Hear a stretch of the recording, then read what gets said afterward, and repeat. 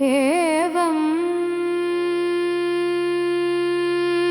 ब्रुवाणं जनक प्रत्युवाच कृताञ्जलि।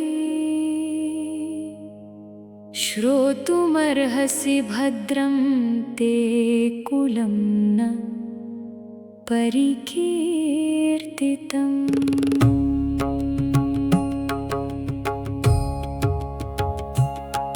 प्रदाने हि मुनिश्रेष्ठ कुलं निरवशेषत। वक्तव्यं कुलजातेन तन्निबोध महामुने। राजा भूत्रिषु लोकेषु विश्रुतस्वेन कर्मणा। निमि परमधर्मात्मा सर्वसत्त्ववतां वर। तस्य पुत्रो मिथिर्नाम मिथिलायेन निर्मिता। प्रथमो जनको नाम जनकादप्युदावसु। उदावसोऽस्तु धर्मात्मा जातो वै नन्दिवर्धन। नन्दिवर्धनपुत्रस्तु सुकेतुर्नाम नामत। सुकेतुरपि धर्मात्मा देवरातो महाबल। देवरातस्य राजर्षेर्बृहद्रथ इति स्मृत। बृहद्रथस्य शूरो भून्महावीर। प्रतापवान् महावीरस्य धृतिमान्। सुधृतिः सत्यविक्रम। सुधृतेरपि धर्मात्मा दृष्टकेतुः सुधार्मिक। दृष्टकेतोस्तु राजर्षे हर्यश्व इति विश्रुत। हर्यश्वस्य मरो पुत्रो प्रतिन्धक। प्रतिन्धकस्य धर्मात्मा राजा कीर्तिरथः सुत। पुत्रकीर्तिरथस्यापि देवमीढ इति स्मृत। देवमीढस्य विबुधो विबुधस्य महीध्रक। महीध्रकसुतो राजा कीर्तिरातो महाबल।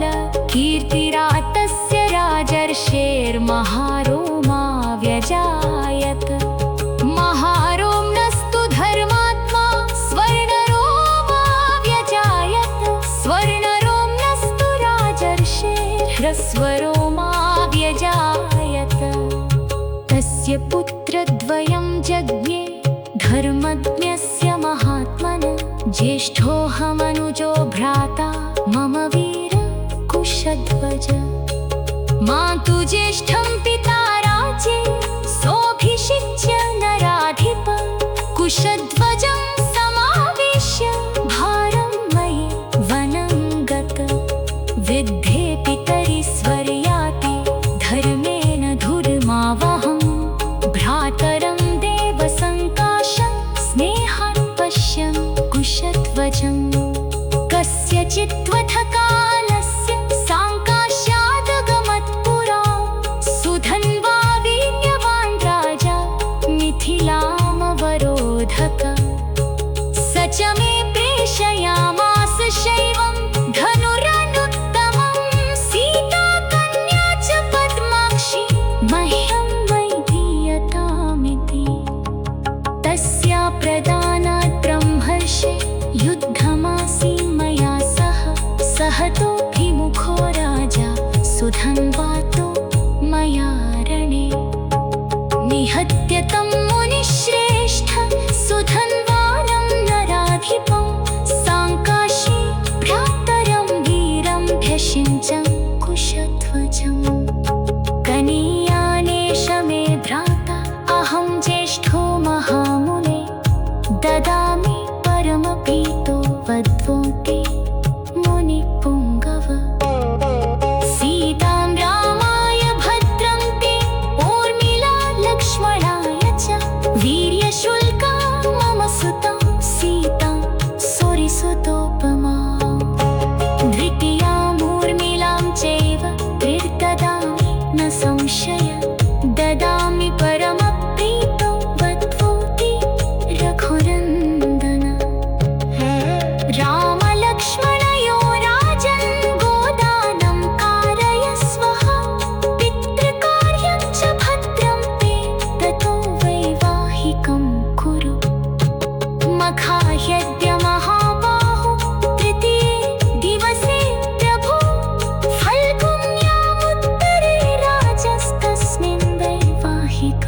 कुरु रामलक्ष्मणयो राजन् दानं कार्यं सुखोदयम्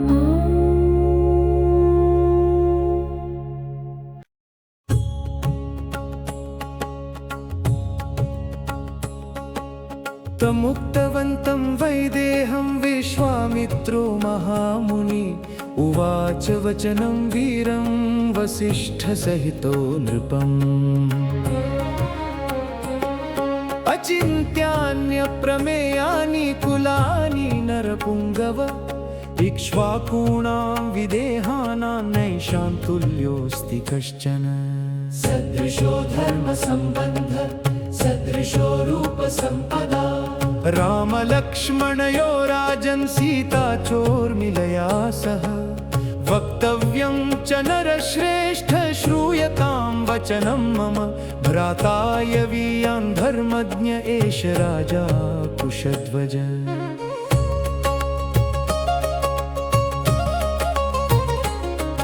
अस्य धर्मात्मनो राजन् रूपेण प्रतिमं भुवि सुताद्वयं नरश्रेष्ठ पत्न्यर्थं वरयामहे भरतस्य कुमारस्य शत्रुघ्नस्य च धीमत वरयामस्सुते राजन् तयोरर्थे महात्मनो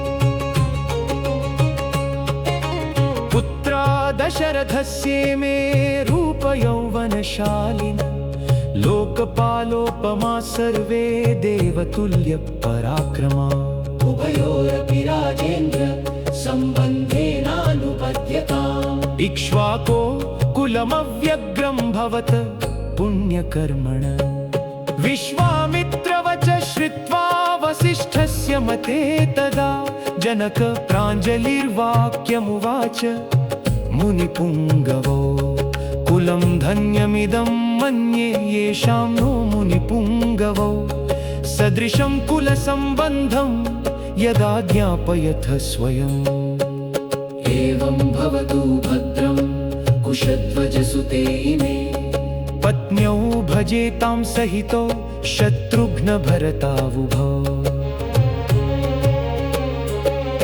एताः राजपुत्रीणां चतसृणां महामुने पाणिं गृह्णन्तु चत्वारो राजपुत्रा महाबला उत्तरे दिवसे ब्रह्मन् फल्गुनीभ्यां मनीषिण वैवाहिकं प्रशंसन्ति भगो यत्र प्रजापति एवमुक्त्वा वचः सौम्यं प्रत्युत्थाय कृताञ्जलि उभौ मुनिवरो राजा जनको वाक्यमब्रवीत् परो धर्म कृतो मह्यं शिष्योऽस्मि भवतो सदा इमान्यासनमुख्यानि आसाता मुनिपुङ्गवो यथा दशरथस्येयं तथायोध्या पुरी मम प्रभुत्वे नास्ति सन्देहो यथार्हं कर्तुमर्हध तथा ब्रुवति वैदेहे जनके रघुनन्दन राजा दशरथो हृष्ट प्रत्युवाच महीपतिम् युवामसङ्ख्येय गुणो भ्रातरौ मिथिलेश्वरौ ऋषयो राजसङ्घाश्च भवद्भ्यामभिपूजिता स्वस्ति प्राप्नुहि भद्रन्ते गमिष्यामि स्वमालयम् श्राद्धकर्माणि सर्वाणि विधास्यामीति चाब्रवीत् तमापृष्ट्वा नरपतिं राजा दशरथस्तदा मुनीन्द्रौ तौ पुरस्कृत्य जगामाशु महायशा स दत्त्वा निलयं राजा श्राद्धं कृत्वा विधानत प्रभाते काल्यमुत्थाय चक्रे गोदानमुत्तमम् गवां शतसहस्राणि ब्राह्मणेभ्यो नराधिप एकैकशो ददौ राजा पुत्रानुद्दिश्य धर्मत सुवर्णशृङ्गा सम्पन्ना सवत्सा कांस्य दोहना गवां शतसहस्राणि चत्वारि पुरुषर्षभ वित्त वित्तमन्यच्च सुबहुद्विजेभ्यो रघुनन्दन ददौ गोदानमुद्दिश्य पुत्राणां पुत्रवत्सल ससुतैकृतगोदानैर्वृतस्तु नृपतिस्तदा लोकपालैरिवाभाति वृत सौम्य प्रजापति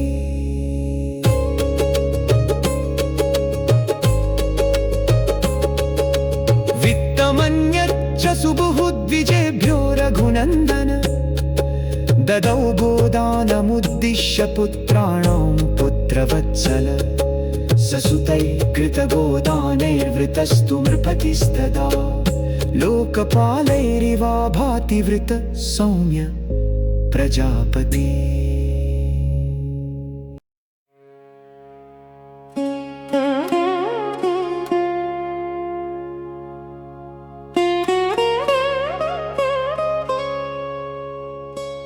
यस्मिंस्तु दिवसे राजा चक्रे गोदानमुत्तमम् तस्मिंस्तु दिवसे शूरो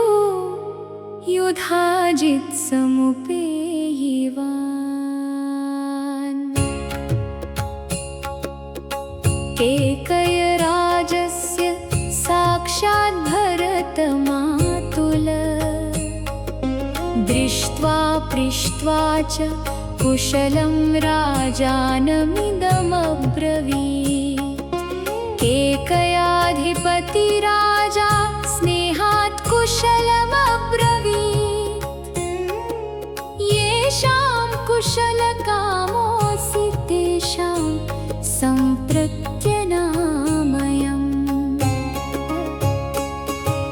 स्वश्रियं मम राजेन्द्र द्रष्टुकामो महीपति तदर्थमुपयातोऽहमयोध्यां रघुनन्दन श्रुत्वा त्वहमयोध्यायां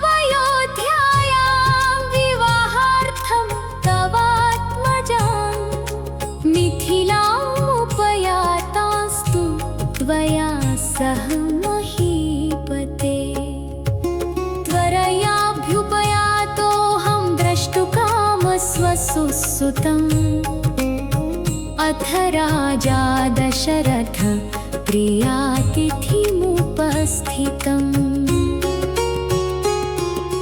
दृष्ट्वा परमसत्कारै पूजार्हं समपूजयत् ततस्तामुषितो रात्रिं सह पुत्रैर्महात्मभिः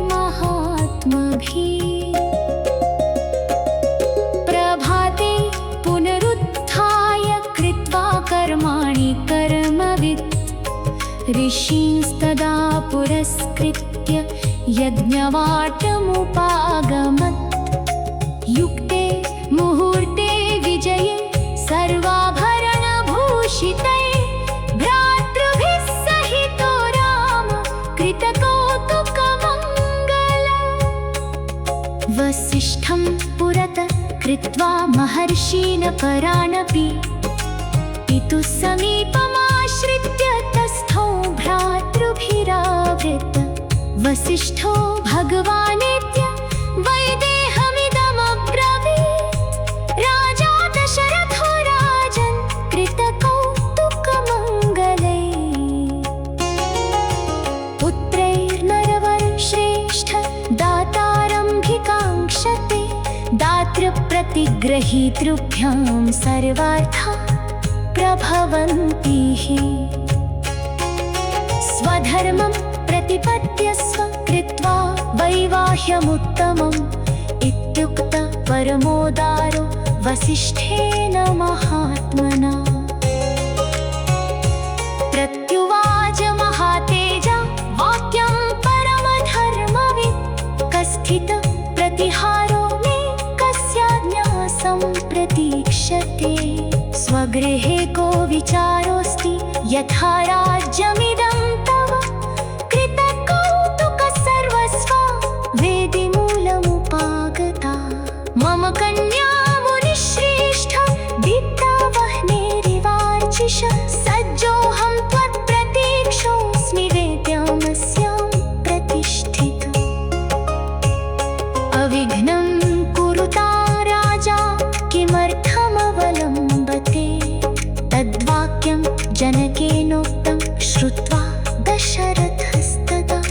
प्रवेशयामास सुतान् सर्वान् ऋषिगणानपि। ततो राजा विदेहानां वसिष्ठमिदमब्रवीत्। कारयस्व ऋषि सर्वं ऋषिभिः सह धार्मिकं रामस्य लोकरामस्य क्रिया वैवाहिकी विभो। तथेत्युक्त्वा तु जनकं वसिष्ठो भगवान् ऋषि विश्वामित्रं पुरस्कृत्य शतानन्दं च धार्मिकम्। प्रपामध्ये तु विधिवत् वेदीं कृत्वा महातपा अलञ्चकार तां वेदीं गन्धपुष्पैः समन्तत सुवर्णपालिकाभिश्च छिद्रकुम्भैश्च साङ्कुरैः अङ्कुराढ्यैः शरावैश्च धूपपात्रैः सधूपकैः शङ्खपात्रैः सस्रुवैः सृग्भिः पात्रैरर्घ्याभिपूरितैः लाजपूर्णैश्च पात्रेभिरक्षतैरभिः संस्कृतैः बर्भैः समरित्सवस्तीर्य विधिवन्मन्त्रपूर्वकम् अग्निमादाय वेद्या विधिमन्त्रपुरस्कृतम्। जुहावानौ महातेजा वसिष्ठो भगवान् ऋषि। ततः सीतां समानीय सर्वाभरणभूषितां समक्षमग्ने संस्थाप्य राघवाभिमुखे तदा अब्रवीज्जनको राजा कौसल्यानन्दवर्धनम्।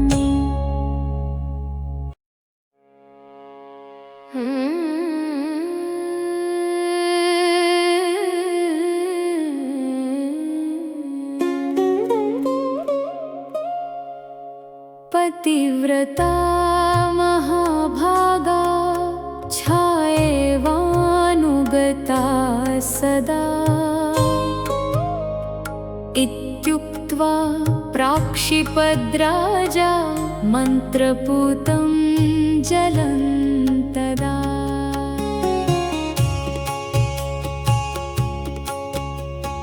साधु साध्विति देवानां ऋषीणां वदतां तदा। देवदुन्दुभिर्निर्घोष पुष्पवर्षो महानभूत्। एवं दत्त्वा तदा सीता मन्त्रोदकपुरस्कृताम् अब्रवीज्जनको राजा हर्षेणाभिपरिप्लुत। लक्ष्मणागच्छ भद्रं ते ऊर्मिलामुद्यतां मया प्रतीच्छ पाणिं गृह्णीष्व मा भूत्कालस्य पर्यय।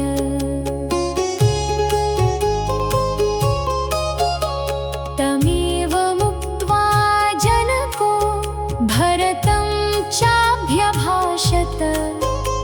गृहाण पाणिं माण्डव्या पाणिना रघुनन्दन। शत्रुघ्नं चापि धर्मात्मा अब्रवीज्जनकेश्वर। श्रुतकीर्त्या महाबाहो पाणिं गृह्णीष्व पाणिना। सर्वे भवन्तः सौम्याश्च सर्वे सुचरितव्रता। पत्नीभिः सन्तु काकुत्स्था मा भूत्कालस्य पर्यय। जनकस्य वच श्रुत्वा पाणिन् पाणिभिरास्पृशन्। चत्वारस्ते चतसृणां वसिष्ठस्य मते स्थिता। अग्निं प्रदक्षिणीकृत्य वेदीं राजानमेव च। ऋषीश्चैव महात्मानः सभार्या रघुसत्तमा। यथोक्तेन तदा चक्रुर्विवाहं विधिपूर्वकम्। पूर्वकं काकुत्स्थैश्च गृहीतेषु ललितेषु च पाणिषु पुष्पवृष्टिर्महत्यासीदन्तरिक्षात् शुभास्वरा।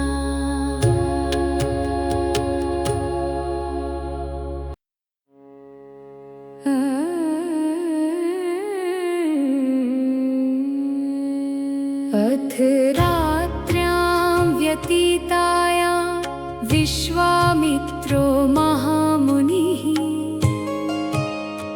आपृष्ट्वा तौ च राजानो जगामोत्तरपर्वतम् आशीर्भिः पूरयित्वा च कुमारांश्च सराघवान् विश्वामित्रे गते राजा वैदेहं मिथिलाधिपम् आपृष्ट्वाथ जगामाशु राजा दशरथपुरीम्।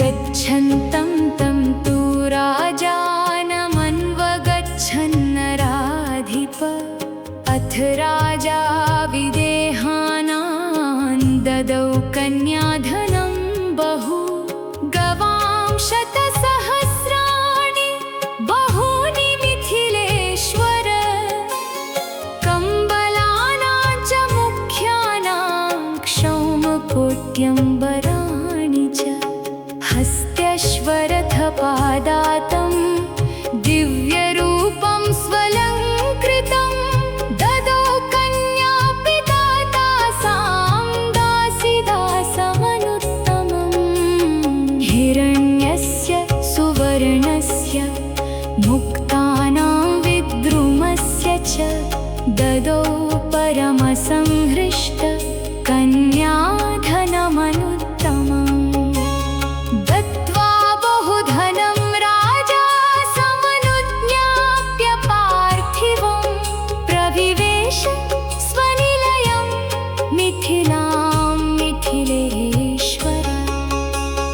राजाप्ययोध्याधिपतिः सह पुत्रैर्महात्मभिः ऋषीन् सर्वान् पुरस्कृत्य जगाम सबलानुग। गच्छन्तं तं नरव्याघ्रं सर्षिसङ्घं सराघवं स्म पक्षिणो वाचो व्याहरन्ति ततस्ततः भौमाश्चैव मृगाः सर्वे गच्छन्ति स्म प्रदक्षिणं तान् दृष्ट्वा राजशार्दूलो वसिष्ठं पर्यपृच्छत असम्या पक्षिणो घोरा मृगाश्चापि प्रदक्षिणा किमिदं हृदयोत्कम्पि मनो मम विषीदति। राज्ञो दशरथस्यैतत् श्रुत्वा वाक्यं महान् ऋषि उवाच मधुरां वाणी श्रूयतामस्य यत्फलम् उपस्थितं भयं घोरं दिव्यं पक्षिमुखाच्युतं मृगा प्रशमयन्ते ते सन्तापस्त्यज्यतामयम् तेषां संवदतां तत्र वायु प्रादुर्बभूवः कम्पयन् पृथिवीं सर्वां पातयंश्च ध्रुवाञ्शुभान् तमसा संवृतः सूर्यः सर्वान् प्रबभुर्दिशा भस्मना चावृतं सर्वं सम्मूढमिव तत्फलं वसिष्ठश्चर्षयश्चान्ये राजा च ससुतस्तदा संसज्ञा इव तत्रासन् सर्वमन्यद्विचेतनं तस्मिंस्तमसि घोरे तु भस्मच्छन्नेव सा च मुम् ददर्श भीमसङ्काशं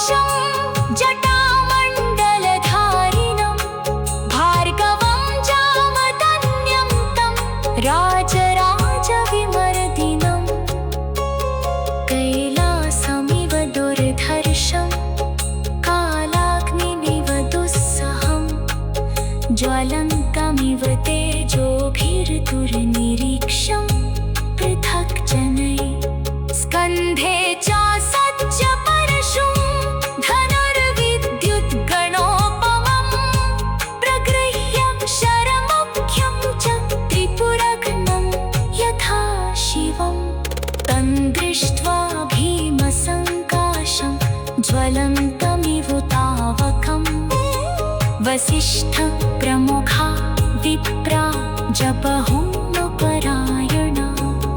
सङ्गता मुनयः सर्वे सञ्जजल्पुरथोमिथं कच्चित् पितृवधामर्षि क्षत्रं नोत्सादयिष्यति पूर्वं क्षत्रवधं कृत्वा गतमन्युर्गतज्वर क्षत्रस्योत्सादनं भूयो न खल्वस्य चिकीर्षितम् एवमुक्त्वार्घ्यमादाय भार्गवं भीनदर्शनं ऋषयो राम रामेति वचो मधुरमब्रुवन् प्रतिगृह्यतुं तां पूजां प्रसीदत्तां प्रतातवान् रामं दाशरथिं रामो जामदग्न्योऽभ्यभाषतम्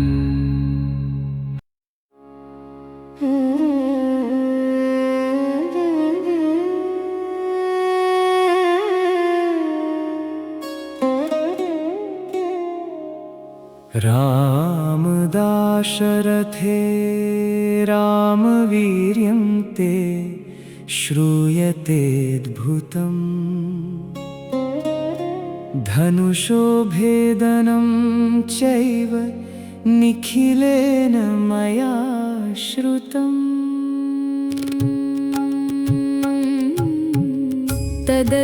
तदद्भुतमचिन्त्यं च भेदनं धनुषस्त्वया तच्छ्रुत्वाहमनुप्राप्तो धनुर्गृह्यापरं शुभम् तदिदं घोरसङ्काशं जामदग्न्यं महद्धनु पूरयस्व शरेणैव स्वबलं दर्शयस्व च तदहं ते बलं दृष्ट्वा धनुषोऽस्य प्रपूरणे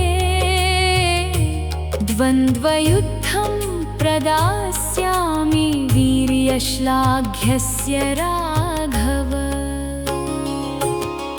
तस्य तद्वचनं श्रुत्वा राजा दशरथस्तदा विषण्णवदनो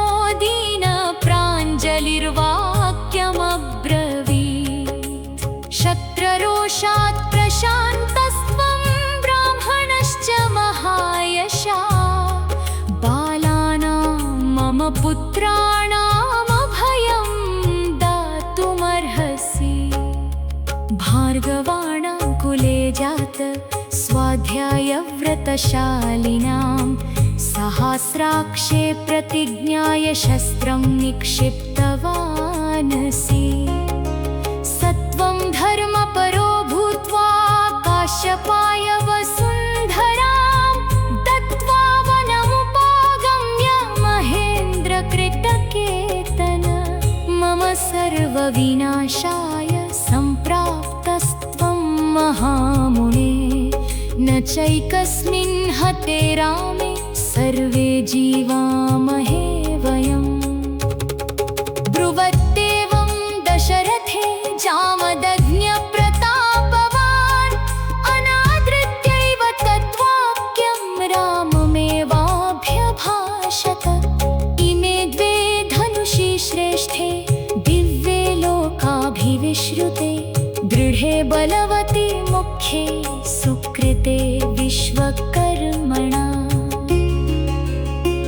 अतिसृष्टं सुरैरेकं त्र्यम्बकाय युयुत्सवे त्रिपुरघ्नं नरश्रेष्ठ भग्नं काकुत्स्थयत्वया इदं द्वितीयं दुर्धर्षं विष्णोर्दत्तं सुरोत्तमै तदिदं वैष्णवं रामधनु परमभास्वरं समानसारं काकुत्स्थ रौद्रेण धनुषा त्रिदम् तदा तु देवताः सर्वा पृच्छन्ति स्म पितामहं शितिकण्ठस्य विष्णोश्च बलाबलनिरीक्षया तमभिप्रायं तु विज्ञाय देवतानां पितामहः विरोधं जनयामास तयोः सत्यवतां वर।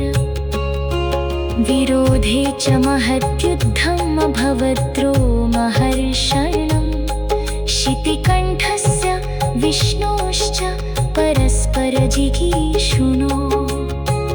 तदा तु दृम्भितं शैवं धनुर्भीमपराक्रमं हुङ्कारेण महादेवस्तम्भितोऽथ त्रिलोचनः। देवैस्तदा समागम्य सर्षिसघैः सचारणैः याचितौ प्रशमं तत्र जग्मतुस्तौ सुरोत्तमौ। जृम्भितं तद्धनुर्दृष्ट्वा शैवं विष्णुपराक्रमैः अधिकं मेनिरे विष्णुदेवा सर्षिगणास्तदा। धनुरुद्रस्तु संक्रुद्धो विदेहेषु महायशा देवरातस्य राजर्षिर्ददौ हस्ते ससायकम्। इदं च वैष्णवं रामधनु परपुरञ्जयं ऋचिके भार्गवे प्रादात्रिषु सन्यासमुत्तमम्। ऋचिकस्तु महातेजा पुत्रस्य प्रतिकर्मणं पितुर्मम ददौ दिव्यं जमदग्नेर्महात्मना। न्यस्तशस्त्रे पितरिमे तपोवनसमन्विते अर्जुनो विदधे मृत्युं प्राकृतं बुद्धिमास्थित। वधमप्रतिरूपं तु पितुः श्रुत्वा सुदारुणं क्षत्रमुत्सादयन् रोषा चाथमनेकशः। पृथिवीं चाखिलं प्राप्याकाशमाय महात्मने यज्ञस्याते तदा राम दक्षिणां पुण्यकर्मणे। दत्त्वा महेन्द्रनिलयस्थ कौबलसमन्वित अद्य तुत्तमवीर्येण त्वया राम महाबल श्रुतवान् धनुषोर्भेदं ततोऽहं द्रुतमागत। तदिदं वैष्णवं रामपित्युपैतामहं महत् क्षत्रधर्मं पुरस्कृत्य गृह्णीष्व धनुरुत्तमम्। योजयस्व धनुश्रेष्ठे शरं परपुरञ्जयं यदि शक्नोषि काकुत्स्थद्वन्द्वं दास्यामि ते तथा।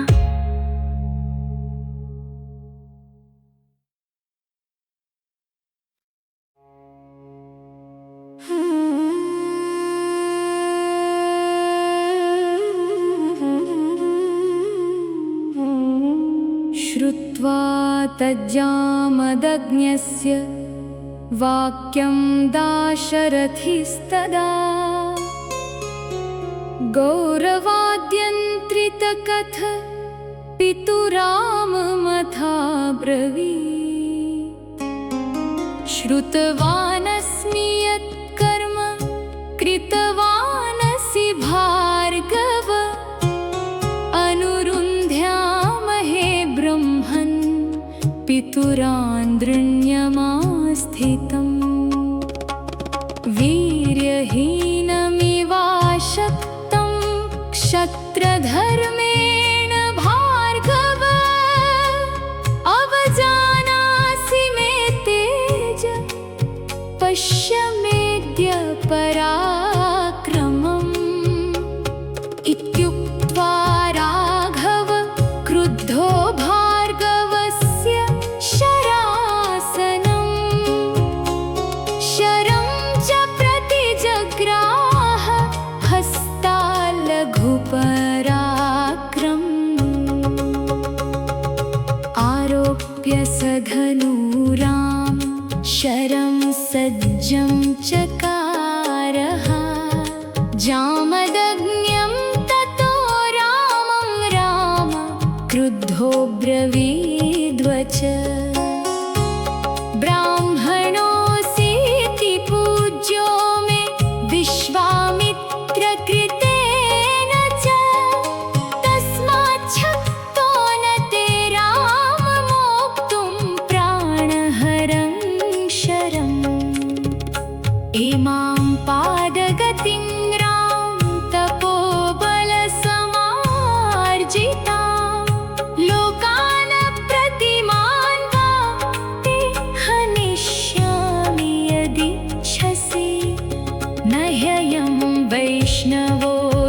दिव्यशरपरपुरञ्जय मोघः पतति वीर्येण बलदर्पविनाशनः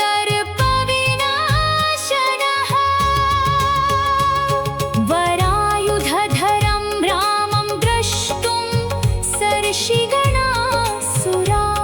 पितामहं पुरस्कृत्य समेतास्तत्र सङ्घर्ष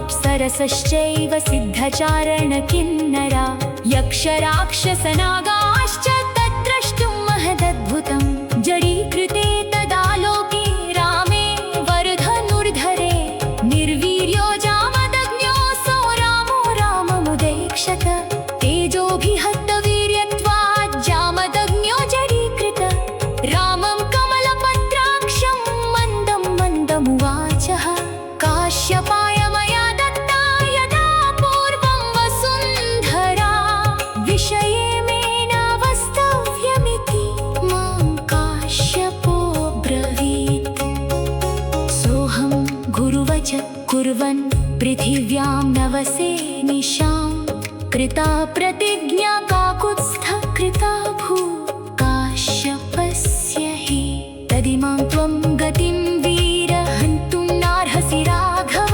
मनोजवं गमिष्यामि महेन्द्रं पर्वतोत्तमं लोकास्त्वप्रतिमा राम निर्जितास्तपसा मया जहितान् शरमुख्येन मा भूत्कालस्य पर्यय अक्षय्यं मधुहन्तारं जानामि त्वां सुरेश्वरं धनुषोऽस्य परामर्शात् स्वस्ति तेस्तु परन्तप एते सुरगणाः सर्वे निरीक्षन्ते समागता त्वामप्रतिमकर्माणमप्रतिद्वन्द्वमाहवे न चेयं मम काकुत्स्थव्रीडा भवितुमर्हति त्वया त्रैलोक्यनाथेन यदहं विमुखीकृत शरमप्रतिमं राम मोक्तुमर्हसि सुव्रत शरमोक्षे गमिष्यामि महेन्द्रं पर्वतोत्तमं तथा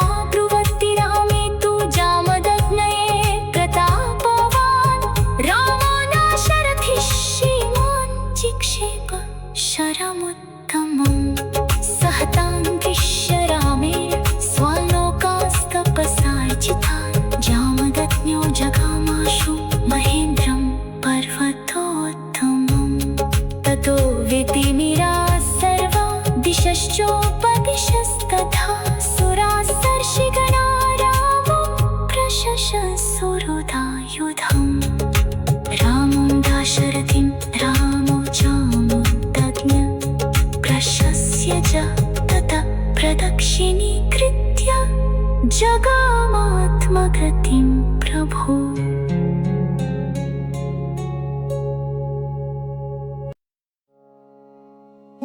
गते रामे प्रशान्तात्मा रामो दाशरथिर्धनु